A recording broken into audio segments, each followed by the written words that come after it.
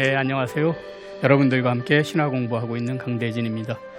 오늘은 트로이아 전쟁이 끝나고 집에 가는 사람의 이야기를 들어보시겠습니다. 자, 오디세이아라고 하는 일리아스와 더불어서 서양 최초의 문학 작품, 기원전 8세기에 나온 그 작품 안에 제일 요 내용이 잘 담겨 있고요.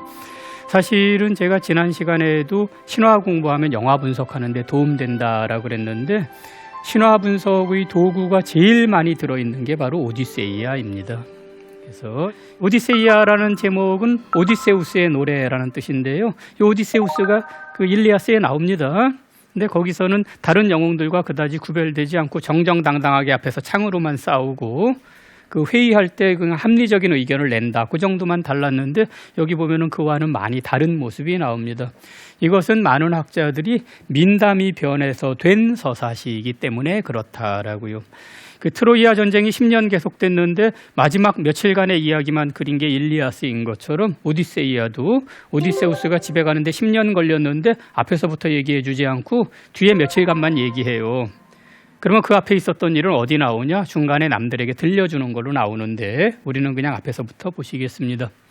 자, 트로이아 전쟁이 끝나고 각각 저마다 자기 함대를 이끌고 고향을 향해 갑니다.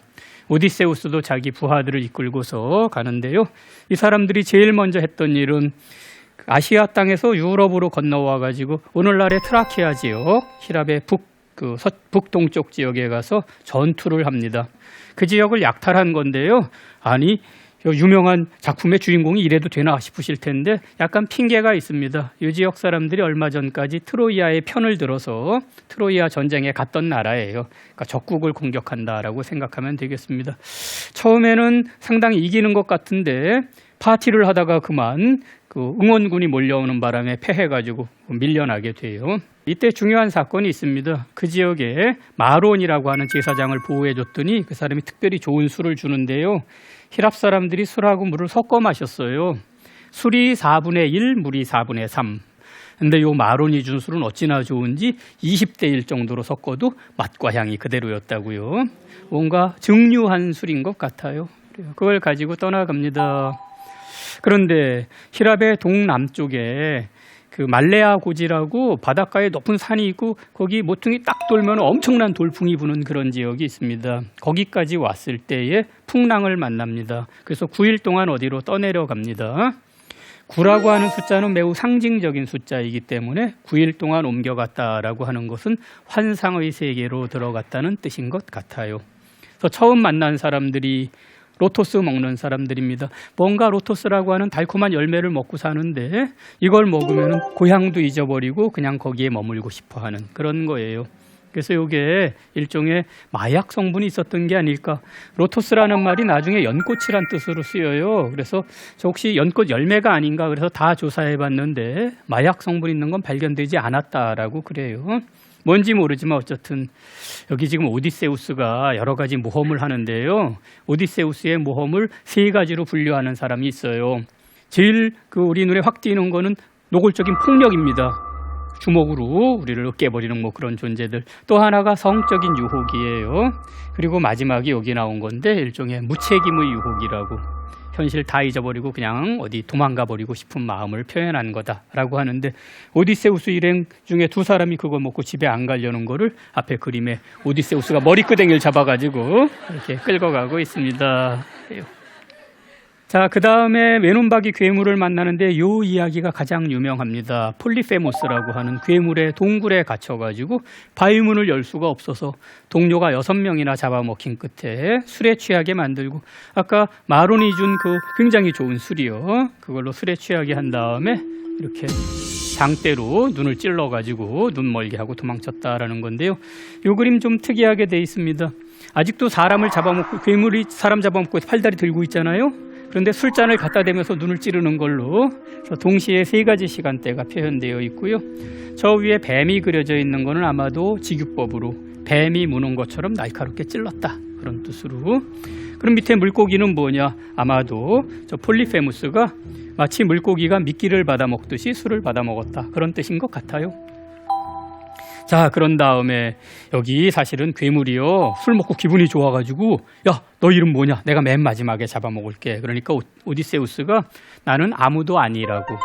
영어의 nobody에 해당되는 말, 히라보로 우티스, 나는 우티스라고 그럽니다. 잠시 후에 그게 효과를 나타내요. 막 괴물이 눈이 찔려가지고 막 비명을 지르니까 밖에 동료들이 몰려왔습니다. 야, 누가 그랬냐? 그러니까 아무도 아니야. 그러니까 아무도 안 그런 줄 알고 그냥 가버려요. 이런 속임수 영화 같은 데 이따금 나옵니다. 한번 보세요.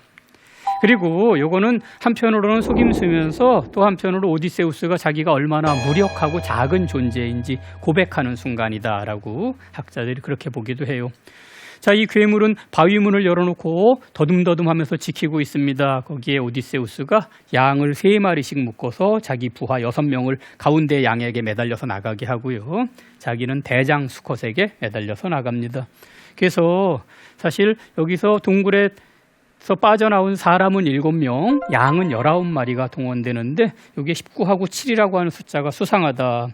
양력과 음력을 맞추는 방법이요. 19년 동안 윤달에 7번 집어넣으면 되거든요. 19년 칠륜법. 동양에서는 장법이라고 부르고 서양에서는 메톤주기라고 부르는 겁니다. 기원전 6세기쯤에는 알았던 게 확실해요. 따라서 기원전 8세기에 만들어진 작품에도 그게 반영됐을 가능성이 있습니다. 오디세우스가 폴리페무스의 동굴에서 나오는 것이 19년 칠륜법에 맞춰서 오디세우스는 태양신의 상징이다라고 보는 거예요. 오디세우스가 집에 갔을 때 늙은 거지꼴로 가요. 그러자 그 집을 차지하고 있던 사람들이 놀려먹는데 빛이 어디서 나나 그랬더니 저 사람 머리에서 나네 그래요. 오디세우스를 사람들이 알아보지 못한 이유 중에 하나가 아테네 여신이 오디세우스의 머리를 완전 대머리로 만들어가지고 머리가 없어서 못 알아봤던 게 그거 한 가지 큰 이유입니다. 그런데 오디세우스는 자기 집에 가서 자기를 아이톤이라고 소개를 해요. 빛나는 사람이란 뜻이거든요. 그래서 머리에서 빛이 난다든지 이름 자체가 그렇다든지 다 태양신의 상징이다 이렇게 읽는 사람이 있어요. 오디세우스는 전쟁터에서 10년, 바다에서 10년을 보내고 20년 만에 집에 가는 걸로 돼 있는데 아마도 만 19년이 딱 지나서 20년째 될 때 돌아간 걸로. 그래서 19년 주기가 지나가서 양력과 음력이 다시 맞아 돌아가는 주기에 맞춰서 돌아간 게 아니냐. 이런 해석도 있습니다. 자, 어쨌든 양에 매달려 나오는 장면이고요. 오디세우스는 바깥에 나와가지고요. 야, 이 머저리야, 나는 우티스가 아니라 오디세우스다 라고 외쳐요. 그러자 폴리페무스가 바위를 뜯어서 던집니다. 부하들이 제발 그러지 말라는데 또 소리를 질러가지고 하마터면 큰일 날 뻔해요. 많은 사람들이 오디세우스의 모험을 왜 좋아하냐? 아마도 이것이 우리가 참된 자신을 찾아가는 여정이거나 참된 자기를 이루어가는 과정이라고 믿어서 그런 것 같습니다. 그런데 이것이 제일 밑바닥 상태를 보여주는 게 아닌가. 호기심이 지나치고 너무 무모하고 자기 과시욕이 아주 강하고 그렇습니다. 그 다음번에는 바람들의 왕 아이올로스를 만나요. 그랬더니 이 사람들을 잘 접대하고서 바람자루를 하나 줍니다. 그 안에 나쁜 바람이 다 갇혀 있어요. 그리고 집에 가기 좋은 바람만 하나 남겨놓습니다. 근데 오디세우스가 그 모험하는데 그 의미가 개인이 성장한다는 것 말고도요. 지금 큰 전쟁 하나 끝났잖아요. 이 세계 질서가 이제 새로운 데로 옮겨가야 돼요. 그래서 우리가 어떤 사회를 모델로 삼아서 새로운 질서를 만들어야 하는지 탐색하는 의미가 있습니다. 그때 여러 사회를 둘러보는데 평가 기준이 2가지예요. 하나는 손님을 어떻게 접대하는지. 식인종 제일 나쁩니다. 또 그 다음 나쁜 거는 손님을 접대하긴 하지만 다 짐승으로 바꾸는 존재가 나와요. 손님을 잘 접대하지만 안 보내주는 존재가 또 나옵니다. 여기 손님을 잘 접대하고 보내주는 존재도 나오는데 또 한 가지 그 사회를 평가하는 기준은 외부하고 어떻게 교섭하느냐인데 여기는 외부하고는 통혼을 하지 않아요. 결혼하지 않고 자기들끼리 결혼해서 살고 있습니다. 그래서 저 뒤에 바람들의 왕 뒤에 그의 그 아들과 딸이 서로 결혼해가지고 잔치하고 있는 모습이에요. 이것보다 좀 더 나은 게 손님도 잘 접대하고 외부하고 교류를 활발하게 하는 그런 데인데 그게 우리 나중에 보게 될 나우시카의 섬인데 거기에도 인생의 목표가 없는 것 같아요. 따라서 우리가 살고 있는 이 세계가 질서만 회복되면 가장 나은 데라고 생각하는 것 같습니다. 어쨌든 중간 단계로 손님을 잘 접대하지만은 외부와 결혼하지 않고 자기들끼리 사는 사람들, 바람들의 왕이고요. 여기 자루에 보시면은요, 이렇게 자루 가운데에 사람이 얼굴 내밀고 있죠? 저게 옛날부터 바람을 그리는 그 관행이에요. 오디세우스는 저 자루를 가지고서 집에 가는데 여기서도요 동료들에게 저 자루 안에 뭐가 들어있는지 얘기하지 않고 또 자기가 집에 빨리 가려고 도치를 직접 조종해요. 그러다가 드디어 집 앞에까지 왔는데 깜빡 잠이 듭니다. 이 집 식구들이 결정적인 순간에 자는 버릇이 있어요. 나중에도 또 그렇게 됩니다. 그러자 동료들이 야, 이 안에 뭐 좋은 거 들었나 보다. 그리고 열어요. 그러자 미친 바람이 나와가지고 저기 보세요. 오른쪽 위에 볼을 이렇게 부풀려서 아래로 불고 위로 불고 옆으로 불고 그러죠. 어떤 남자가 볼을 부풀려서 바람을 이렇게 분다. 그게 바람의 신을 표현하는 거라고 알고 계시면 되겠습니다. 그래서 오디세우스가 다시 아이올로스 바람들의 신에게 돌아갔습니다. 바람들의 신이 깜짝 놀라요. 당신 어떻게 돌아왔냐고. 집에 갈 수 있는 틀림없는 수단을 줬는데 다시 온 겁니다. 당신은 신의 저주를 받은 게 틀림없다고 그냥 꺼지시오 그래갖고 자기들끼리 노를 저어서 이상한 데 도착합니다. 식인 거인들이 살고 있어요. 바위를 던져가지고 사람들을 다 죽이고 참치 잡는 꼬챙이로 꿰어갑니다. 원래 이거 배 한 척 이야기가 여러 척 이야기로 바뀌어가지고 좀 이상한 데가 있었던 겁니다. 그래서 이 사건, 라이스트리고네스인들이라고 하는 이들이 배를 부신 사건은 말하자면은 배 한 척 이야기로 돌려놓는 그러한 역할을 해요.